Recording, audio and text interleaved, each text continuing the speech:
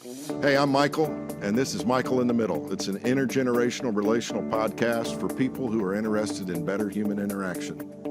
I'm glad you're here.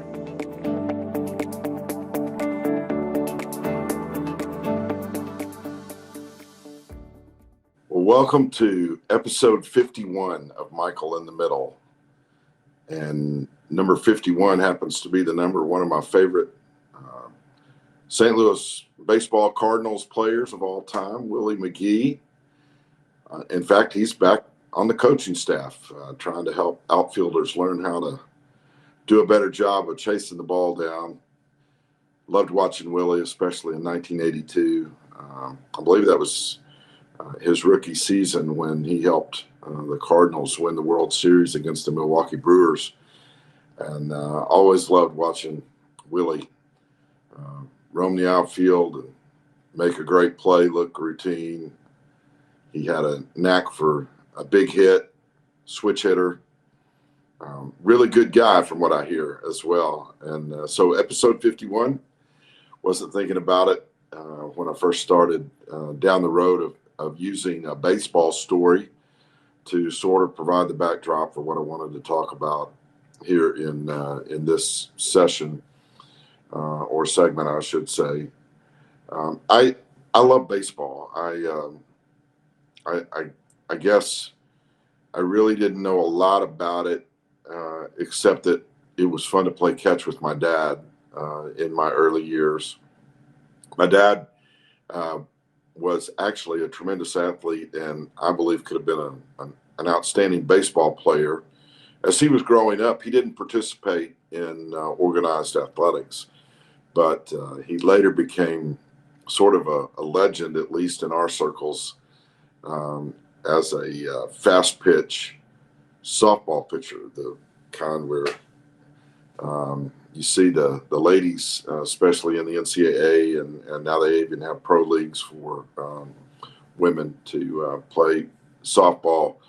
The pitchers can dominate a game, and my dad was known as somebody that even the best of young baseball players couldn't touch when he threw that rise ball or a drop ball or a fastball. He was really pretty good. He could even pitch it behind his back on occasion and just baffle guys that at church camp thought they were really great baseball players, and some of them were.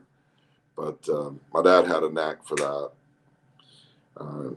I guess what I want to do is talk a little bit about a familiar subject on this podcast. I talk a lot about what it means to find a way to engage people, to talk to people about real life issues. And I think it's a particularly emotional moment for me. I wrote about it on social media about how turning 64 seemed to have kind of a sobering effect on me, an introspection moment, if you will. The awareness now that my wife and I have lost all four of our parents, really, with my dad's passing in December. Over the last 2.5 years, our parents actually lived good, long lives. Sarah's in particular. Her dad was about 5 weeks shy of his 100th birthday, and her mom was 3 or 4 months shy of turning 101. Those Adams people have good genes for long life. In fact, Sarah told me recently, I don't know exactly how far back it was, but we were chatting a little bit, and she said, "You better start taking better care of yourself because I'm going to live a long time and I don't want to live alone." So I'm trying to do a little better in that regard. My parents were 85, and my mom was 85, and my dad was almost 87 when he passed. So I think you'd have to say on average, our parents lived really good, long lives, and we're grateful for that. But with their passing comes the realization that as the oldest in my family, I'm 3.5 years older than my younger brother, who's awesome, by the way. We have an amazing family. It's not a big family, perhaps by comparison, but it did dawn on me with my dad's passing that, at least in our nuclear family unit, I'm the oldest. And I don't know why, but somehow that feels like not a burden, but certainly a responsibility. And I've had talks with our sons about decisions that Sarah and I are making to try to prepare for the future for them, because our parents did a great job of preparing the future for us in many respects. There's so much to be grateful for, and there's something about a heritage of faithfulness and generosity that I probably don't feel. I don't know. I probably don't feel like I'm capable of living up to that. When I was doing my graduate work, I discovered the term or the concept of imposter syndrome, and it's one of those things where you might hold a certain measure of respect or position, and you're afraid that if people find out you're not as good as they think you are, your world's going to come crashing down around you. And that's a crazy thing to have to deal with. But I recognize that in some respects, I probably am worried that someday somebody's going to find out, hey, Michael isn't as good as we thought. Maybe that's a weird thing to kind of confess on what normally is a really upbeat and exciting, podcast, but it's real. And the only way I know how to avoid feeling like an imposter sometimes is to remind myself that every day I get up, I make a conscious decision to try to be real in the lives of people, to express real concern and real compassion and real interest. And like my recently dearly departed friend Charles Johnson down in Mississippi, he said, "It's got to be real, Michael. God is real. We got to be real." I love that. If you've been following the podcast for any amount of time, you know that occasionally I will do one of these solo shots and where I just kind of chat with you. It's like sometimes the only way I know to get a point across is to think a little bit about what in the moment might hit somebody just the right way. I recently returned from Kansas City, where I was a part of the 100th meeting of the General Board of the Church of the Nazarene. And this is a picture of that first General Board meeting back in 1923. I have been on the General Board as a lay representative from the southeastern United States. We have 8 such fields in the USA, Canada region here in the United States. There are 51 members from around the world. The Church of the Nazarene is divided up into 6 world regions. So in addition to USA, Canada, we have South America, we have what's called Mesoamerica, more of a Central America and Caribbean countries combined for Mesoamerica. We have South America, and then we have Eurasia, which is all of Europe and part of Asia, and Asia Pacific, and then Africa. 27 nations in the on the continent of Africa that comprise that region. It's pretty fascinating to gather with these leaders from around the world and to hear different perspectives, and yet to see the commonality of life and to experience the camaraderie of people who come together around a common purpose. And I did a lot of thinking while I was there about what it means to be a part of a leadership team that attempts to bring um, a denomination together, an organization together on a broader scale that represent different uh, ways of not so much thinking, but ways of living and the way you interact with culture and society. And it's just an amazing experience. I sat between Joe Su from Monterrey, Mexico, and Melek from Costa Rica, and and man, it was great. I talked with people from New Guinea. There may be a whole segment about the commitment of people in countries that don't have all of the, I guess, opportunity for infrastructure and technology and those kinds of things, and yet they are still so incredibly committed and brilliant in many ways.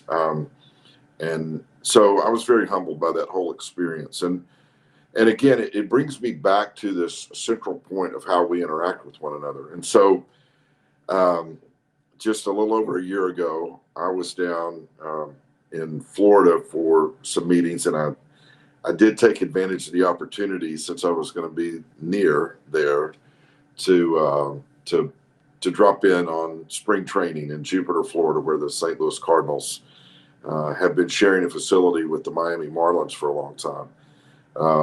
And I found my way to Roger Dean Stadium, and the Cardinals have just been a big part of my life. And so I wrote a blog a year ago. I want to share it with you, and then I'll be back with I'll follow that up with some final thoughts. But here goes from a blog I wrote about a year ago called "An Ode to Baseball and Better Days." I first fell in love with baseball at the age of 8. The 1968 World Series was on the big console TV in the lobby of the lodge at Western Hills, now Sequoia State Park in Oklahoma. And that opened a window for me that still resonates 56 years later. While watching the St. Louis Cardinals play the Detroit Tigers, I decided to pull for Bob Gibson and the guys with the birds on the bat uniforms. They looked more interesting than the nondescript Tigers, I guess, to an 8-year-old. Recently, I had some work to do in Florida, and so I took a little personal time in between to watch the Cards on Wednesday in Tampa versus the New York Yankees, my dad's favorite team. And then on this particular day, I was able to be in Jupiter as they hosted the national team from Nicaragua in advance of the World Baseball Congress. And that, like I said, is in Jupiter, Florida. Excuse me. That the Cardinals won both games was just icing on the cake for me. I enjoyed the Yankees game with my friends, Bruce and Scott Oldham, a father and son who love baseball as much as anyone I know. And then today, that day in March that I'm referencing, I was alone, yet surrounded by many whose names I do not know who also love baseball, and talking during the game, sometimes even about baseball. And here's what I found. Here's what I noticed while sitting there in that park. And I kind of moved around to experience the game from different angles. Again, when you're by yourself, you can kind of spot open seats. And here's what I came away with there. People don't have to be at odds everywhere all the time. In fact, they're not. I can't remember anybody talking about politics or the wide range of socially divisive issues that are so prominent and mostly on social media. I heard people talking about cars and grandkids, how grateful they were for the military veterans who were honored on the field, and how there's no S at the end of Cracker Jack when we all sing "Take Me Out to the Ball Game," and which young kid is likely to make the big league club when spring training is over. I love sitting in a stadium and being above the field to hear the pitch pop in the catcher's mitt, or the uniquely beautiful sound of the crack of a wooden bat as it meets the ball. I love the roar of a crowd when something great happens on the field. And I also like the dull hum of the crowd when nothing much is happening. That's what happens in baseball. For just a little while, I found myself blissfully unaware of all that ails us as human beings. And here's the bottom line of what I came away with. We can get along better in this world if we choose to. Maybe we should all go to more baseball games even if we don't care who wins. That's the blog. And here's the postscript. In the middle of so many different things that can kind of tug of war with our spirit, with our desire to even get through a given day, I believe we have the capacity to make a choice about what kind of day we're going to have. And I don't mean to suggest or even to try to explain away hardship or difficulty or things that really are unjust and unfair. But even in the middle of all of those kinds of things that tend to go on, in the midst of grief, in the midst of real pain, I believe that we can find a way to do something by the choice of our will to get along, to do better in the process, and to make a difference in someone else's life. I know that if you've been listening to this podcast for any amount of time across the last year and a half, I know you're hearing similar themes, but that's what I'm trying to do with this, is to hammer home the fact that we can and should do better in the way that we go about our lives in terms of interaction with others. The month of February was emotional for my wife and me. We turned a year older. My father's 87th birthday occurred on February 26th. As I was at that general board meeting, and as I make my way around to different places where my parents were known to people, I still am hearing, "I'm so sorry about the loss of your father." My parents weren't perfect, but they laid out a pattern of life that has served me and my brother well, and as a result, our whole family. And they made a choice to be upbeat and positive, even when they didn't feel like it, and especially when they were with other people. They were real about some of their concerns and about some of their sadnesses, but they always found a way when they were with others to do what they could to encourage and to build up. And so, yeah, I mean, occasionally people will say, "Man, you sure remind me of your father." And I'll say, "Thank you. I can't think of a better compliment." Or, "When you smile, I see your mother's beautiful smile. I'm reminded of that." We're all imprinted by the people by whom we were raised. Whether that's good or bad in your life, it's true. But I had to make my own choice. Even though I had been given all of these sort of hereditary markers, and even though I'd been impacted by what I saw in my parents and the way that they lived, I still had to find a way to make a choice for myself about what kind of person I would be and what kind of attempt I would make to live my life in such a way that it blessed other people. I don't know what else to say to wrap this one up other than to say, let's all make the choice to do what we can, wherever we are, at whatever moment, with whomever we find ourselves, to lift and encourage and to try to find a way to get in the middle of doing something good for someone else. Because I know that in my life, that's been the way that I've felt the most fulfilled. I am blessed. I recognize that. I thank God for the blessing I've received in my life. how could I not want to pass that blessing on to someone else? And that's episode 51 of Michael in the Middle.